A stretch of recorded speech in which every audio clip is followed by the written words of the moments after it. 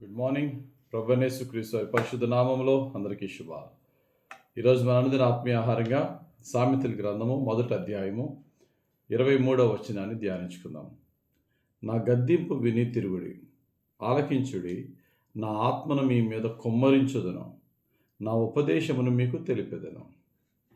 మనం చాలాసార్లు అనుకుంటాం, నా పట్ల దేవుని ఉద్దేశం ఏమై ఉన్నదో, దేవుడు ఎటువంటి దర్శనము నా పట్ల కలిగి ఉన్నాడో, నా పట్ల దేవునికున్న ఆలోచన ఏమై ఉన్నదో నాకు తెలిస్తే ఎంత బాగుంటుంది.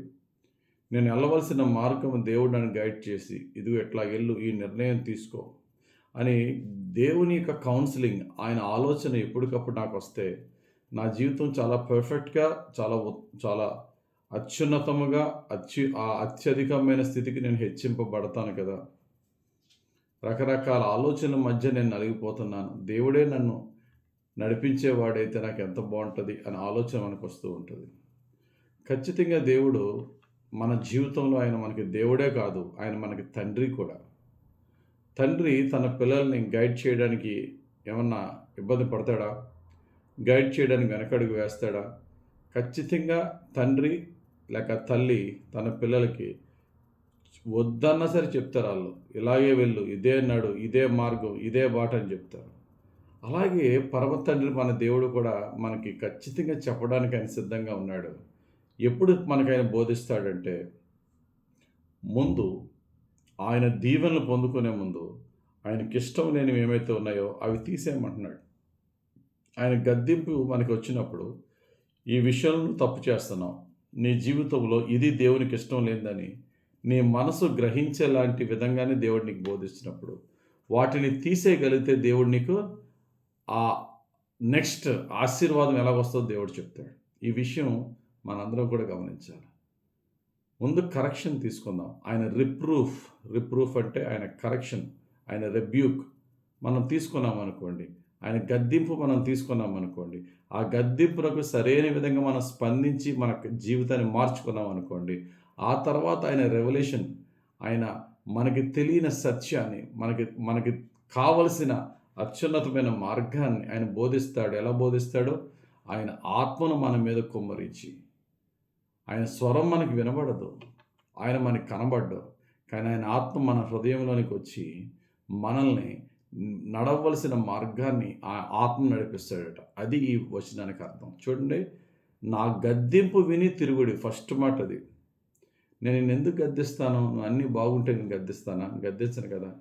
ఏదో దేవుని గద్దింపు అంటే ఏదో కష్టం రావడం, నష్టం రావడం, బాధలు రావడం, మానసికమైన ఒత్తిడి రావడం, ఆర్థిక ఇబ్బందులు రావడం, శరీరమైన రోగాలు రావడం, ఏదన్నా సరే ఆ యొక్క ఆ పెయిన్ ద్వారా దేవుడు మనల్ని గద్దిస్తాడు. గద్దించినప్పుడు, ప్రభా ఇది తీసే ప్రభా అంటే దేవుడు అంటున్నాడు, ముందు నాకు నచ్చంది తీసేయి నువ్వు. చాలాసార్లు రోగులు స్వస్థపరిచినప్పుడు యేసు ప్రభు అన్న మాట, నీ పాపములు క్షమింపబడ్డాయి, పరుపెత్తుకున్నాడు. నీ రోగానికి స్వస్థత కలగాలంటే ముందు పాపం క్షమింపబడాలి. మన పాపం వల్లే అనేకమైన కష్టాలు, నష్టాలు కొనుక్కు తెచ్చుకుంటాం. దేవునికి ఇష్టం లేని ప్రవర్తన ముందు ఆయన గద్దింపు వాక్యం మనల్ని గద్దించినప్పుడు, నా మనసు నాకు బోధించే తప్పులేంటో అవి నేను తీసేసినప్పుడు, ఆ తర్వాత నెక్స్ట్ బ్లెస్సింగ్ ఏంటట, అప్పుడు నా ఆత్మను నీలో కుమ్మరిస్తానన్నాడు. ఆ ఆత్మ మనకేం బోధిస్తుందట? మనము ఏ మార్గంలో నడవాలో, ఏ నిర్ణయం తీసుకోవాలో, ఏ కార్యం చేయాలో, అప్పుడు దేవుడే మనకు ఉపదేశకుడిగా మారుతాడట. నా ఉపదేశమును మీకు తెలిపేదను అన్నాడు. దేవుని ఉపదేశము తెలుసుకుని నడుచుట గొప్ప భాగ్యం. దేవుని ఉపదేశము తెలుసుకుని నడిచేవాడికి ఎటువంటి ఆశీర్వాదం ఉంటుందంటే, అదే సామెతల గ్రంథం 1వ అధ్యాయంలో మనం ఇప్పుడు 23వ వచనం, మనం నా ఉపదేశం నీకు తెలపాలంటే నా ఆత్మ నీలోకి రావాలి, నా ఆత్మ నీలోనికి రావాలంటే నీలో నాకు ఇష్టం లేని తీసేసుకోవాలని 23వ వచనం చెప్తున్నాడు. అలా తీసుకుని దేవుని దగ్గర ఆయన ఆత్మను పొందుకుని ఆయన ఉపదేశం పొందుకుంటే అటువంటి వాడు ఎంత నిశ్చయతగా ఉంటాడంటే, ఎంత నిశ్చింతగా కూడా ఉంటాడంటే, చివరి వచనం అదే అధ్యాయం 1వ అధ్యాయం 33వ వచనం, నా ఉపదేశం అంగీకరించువాడు సురక్షితముగా నివసించువాడు, కీడు వచ్చునన్న భయము లేక నెమ్మదిగా ఉండును. దేవుని చిత్తములో నడిచి ఆయన ఉపదేశానుసారంగా నడిచేవాడికి కీడు వస్తుందనే రేపటి దినం గురించి భయమే ఉండదట. వాడు నిర్భయంగా ఉంటాడట, నిశ్చింతగా ఉంటాడట. కారణం ఏంటి? దేవుని ఉపదేశం ఎప్పటికప్పుడు ఆయన వానికి ఉపదేశం వాక్యం ద్వారానో, ఆలోచన ద్వారానో, పరిశుద్ధాత్ముడు మన హృదయం నుండి నడిపించడం ద్వారానో మనం చేసే ప్రతిదీ కూడా దేవుని చిత్తానుసారంగా నడిచినప్పుడు అసలు భయమే ఉండదు మన జీవితంలో. దేవుడు ఎప్పుడు మనల్ని అలా గైడ్ చేస్తాడు? దేవుడు చెప్పాడు కదా, నేను గద్దించినప్పుడు నా గద్దింపునకు మీరు తిరుగుడి. తిరుగుడు ఏంటంటే నువ్వు నడుస్తున్న తప్పుడు మార్గం నుంచి నా రైట్ వేలో తిరుగు. కాబట్టి ఈ 3 విషయాలు తెలుసుకుందాం. 1, గద్దింపునకు లోబడి జీవితాన్ని మార్చుకుందాం. 2, దేవుని వైపు తిరిగి ఆయన ఆత్మను పొందుకుందాం. 3, ఆ ఆత్మ మనకి చెప్పే ఆ ఉపదేశాన్ని అనుసరించి నడుద్దాం. అప్పుడు మన జీవితంలో భయం ఉండదు, చింత ఉండదు, సమస్తం ఆయన చూసుకుంటాడు. దేవుడు ఈరోజు నీతో నాతో చెప్తున్న ఈ మాటను మనం జాగ్రత్తగా విని ఆయనకి ఇష్టం లేని క్రియలు, తలపులు మనలో ఏమైతే ఉన్నాయో కొద్ది నిమిషాలు మన కళ్ళు మూసుకుని ప్రార్థన చేసి, ప్రభువా నాలో నీకు ఇష్టం లేని క్రియలు ఏమున్నాయో నాకు చెప్పు నాయన, చిన్నదే కానీ పెద్దదే కానీ నాకు బోధించు ప్రభు అని ప్రార్థనలు గడుపుదాం. ఆ ప్రార్థనలో దేవుడిచ్చిన ఆలోచన ప్రకారంగా బహుశా ఇది దేవునికి వ్యతిరేకమైన క్రియ ఏమో అని ఒక డౌట్ వస్తే వెంటనే దాన్ని తీసేయి. దేవునికి ప్రీతికరంగా మారు.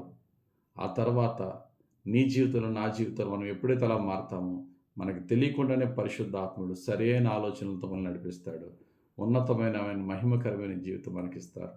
అట్టి విధంగా మనం నడిచి దేవుని మహిమైశ్వర్యం పొందుకునే భాగ్యం పరిశుద్ధాత్ముడు మనకు అనుగ్రహించును గాక. ఆమేన్. పరిశుద్ధుడా, ప్రేమ కలిగిన తండ్రి, ఈరోజు మీరు ఇచ్చిన వాక్యం బట్టి నీకు స్తోత్రాలు చెల్లించుకుంటున్నాను. సామెతల గ్రంథం 1వ అధ్యాయం 23వ వచనం ప్రకారంగా నీ గద్దింపునకు నీ వాక్యం ద్వారా కానీ ఏ విధంగా మమ్మల్ని మేలుకొలిపే నీ మేలుకొలుపులకు నీ గద్దింపునకు మేము మా మనసు మార్చుకుని నీ వైపు తిరిగి నీ ఆత్మను పొందుకుని నీ ఆత్మ ద్వారా నీ కొమ్మరింపబడి నీ ఆత్మ ద్వారా నీ ఉపదేశమును పొందుకుని నీ ఉపదేశానుసారంగా నడిచే భాగ్యం మాకు దయచేయి. ఎవ్రీడే లార్డ్ మాతో మాట్లాడండి తండ్రి. మా వ్యక్తిగత వాక్య ధ్యానం ద్వారా మాట్లాడండి తండ్రి. అనుదిన ఆత్మీయ ఆహారము ఈ కార్యక్రమం ద్వారా మాతో మాట్లాడండి తండ్రి. నాయన నీ యొక్క చిత్తానికి లోబడి నీకు ఇష్టం లేని మాలోచి తీసేసి నీ వాక్యానికి లోబడి నీ నూతన సత్యాన్ని పొందుకొని నీ ఉపదేశానుసారంగా నడిచి ఫలించే జీవితం మాకు దయచేయమని యేసుక్రీస్తు వారి పరిశుద్ధ నామంలో ప్రార్థించి వేడుకొంచున్నాం తండ్రి. ఆమేన్. తండ్రి యొక్క కుమారుని యొక్క పరిశుద్ధాత్మ దేవుని అభిషేకం హెచ్చుగా మనపై దిగి వచ్చి మనల్ని దీవించును గాక. Amen. God bless you. Have a very blessed day.